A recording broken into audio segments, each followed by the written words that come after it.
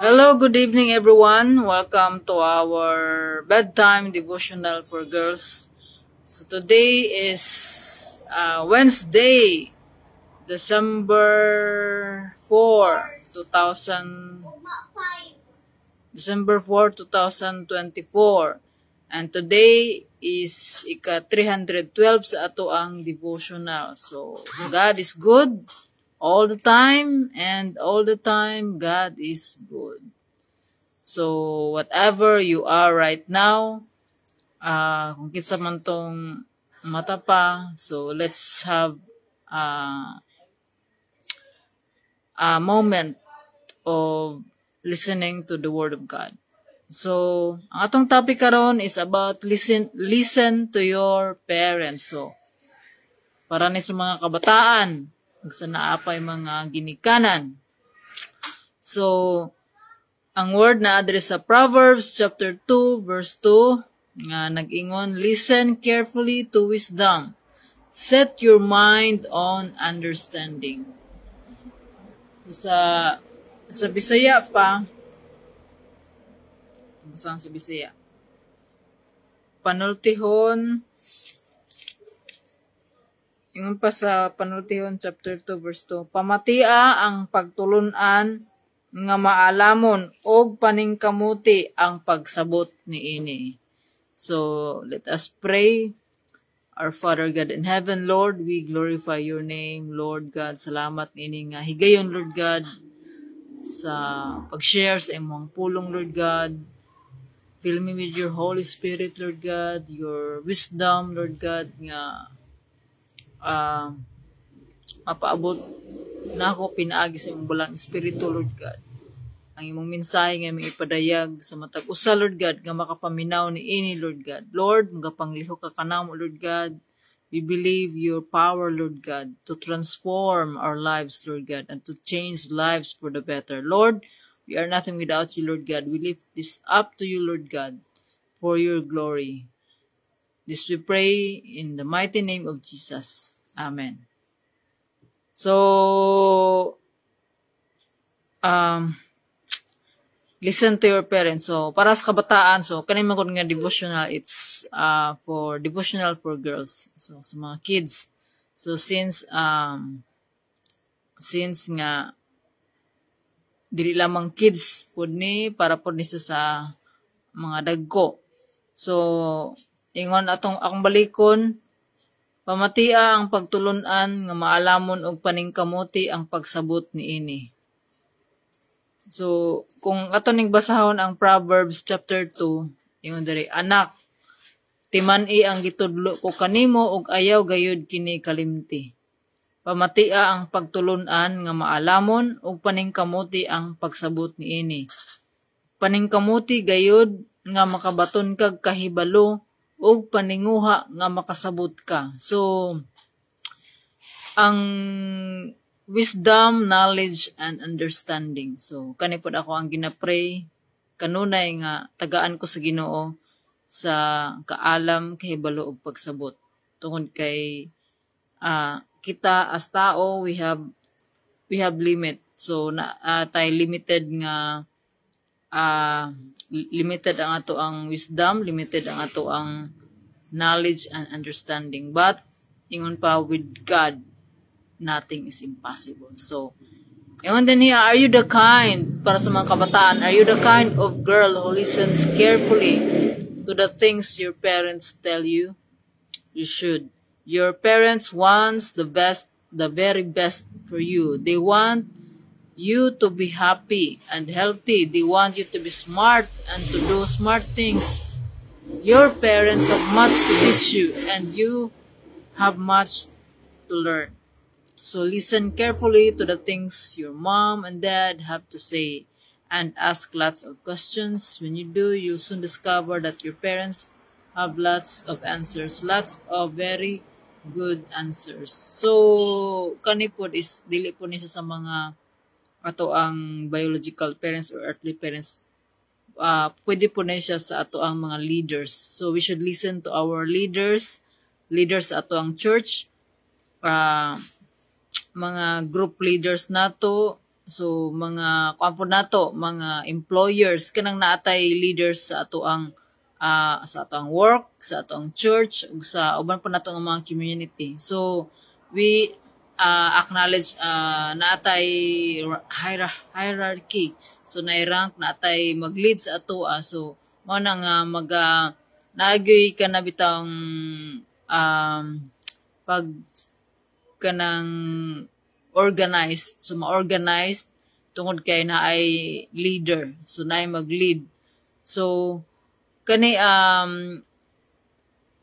atong itatak sa ato ang mind nga dili nato hibalo tanan because we are limited.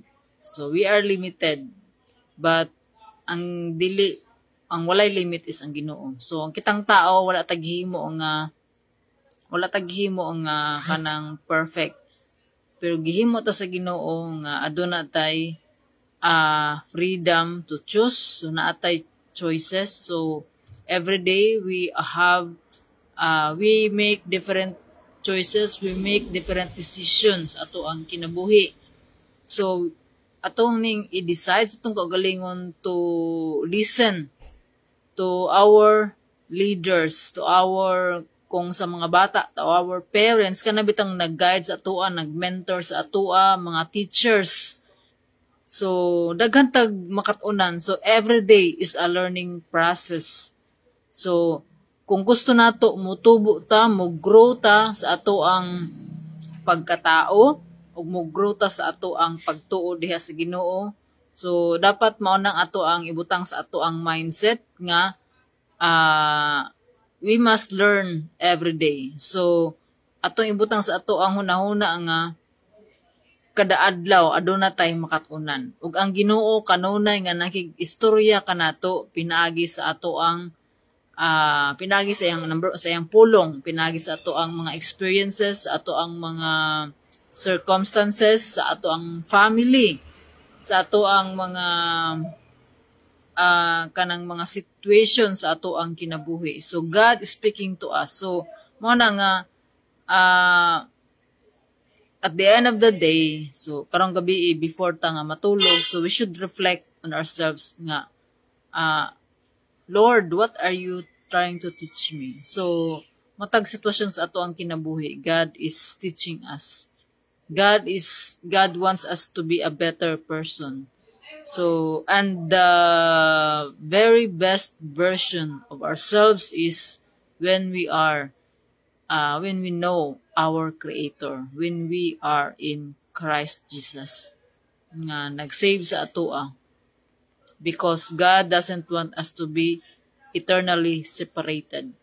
God wants us to be in eternal life. So, mao na nga, we should listen, we should learn. Every day is a learning. So, mao kini nga sa ato ang pagkat-on diha pod nato nga mo-grow ang ato ang character, ma-build up ang ato ang character og mahimo tang ang ato ang character mahimong mahisama sa character sa Ginoo. Kay kita ang tinuod nga nagtuo og ni dawat diha sa Ginoo, makasabot kung unsa ang gugma sa Ginoo og atong kining paningkamutan nga maila nato ang Ginoo ang iyang kinaiya. Ug sa ato ang pag-ila diha sa Ginoo pinaagi sa pagtuon sa iyang pulong, dirita nga makakat-on ug mulambo ang ato ang kinaiya nga kung unsa ang kinaiya sa Ginoo mao nay ato ang masundog. So sa ato ang pagsundog atong mabiyaan na nato atong mga daan ang kinaiya which is not good, which is ang kinaiya sa before ta nga nakaila sa Ginoo ug ato nang kat-unan ang kinaiya sa balaang espiritu nga mao ang katong sa Galatians nga the fruit of the Holy Spirit is love, joy, peace, patience, kindness, goodness, faithfulness, gentleness, and self-control. So kini nga mga kinaiya, mao na ang kinaiya nga adunay Ginoo, nga adunay giila nga Ginoo o gipuy-an niya ang pulong sa Ginoo. So mao kini ang Ginoo nagtudlo kanato karong gabi una nga maminaw ta sa mga ato ang mga leaders, mga mentors, sa mga atong teachers nga mo ni magtudlo ka nato unsaon nga pagtubo nato sa ato ang sa mahimo tang good example ug mahimo tang kanabitang sulundon, mahimo tang kung unsa ang kinabuhi on how to behave as a Christian, a true Christian, a genuine Christian nga committed and followers of Jesus. So maningkamot sa ako ang kinabuhi, naningkamot ko nga makatuman sa sugo sa Ginoo. So kinatong pagtuon sa pulong sa Ginoo is mahimo na siyang useless if dili nato i-apply. So whatever we are learning every day sa ato ang kinabuhi as a Christian, so ato kining puy-an, ato kining katunan, maningkamot ta nga maglig-on, maningkamot ta nga mulahutay ta nga kung unsa ang sugo sa Ginoo nga atong nabasa, ato kining pagasundon. Ug ato ni kining matuman nato sa matuman nato ang sugo sa Ginoo pinaagi sa iyang tabang. Kay dili ta makabuhat niini kung wala ang tabang sa Ginoo.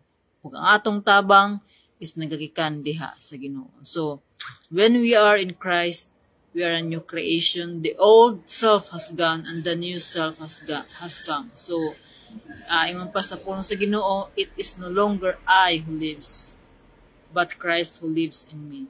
So ang atong kinabuhi kaniadto nga naa sa pagpakasala, na ang mga kasuko, mga kalagot, mga pagdumot nawala na tungod napulihan na kini sa kinaiya sa Ginoo. So mo kini nga kanunay ta nga maminaw, learning is a lifetime process. So let's learn to love God with all our heart and to learn to love our neighbor as we love ourselves.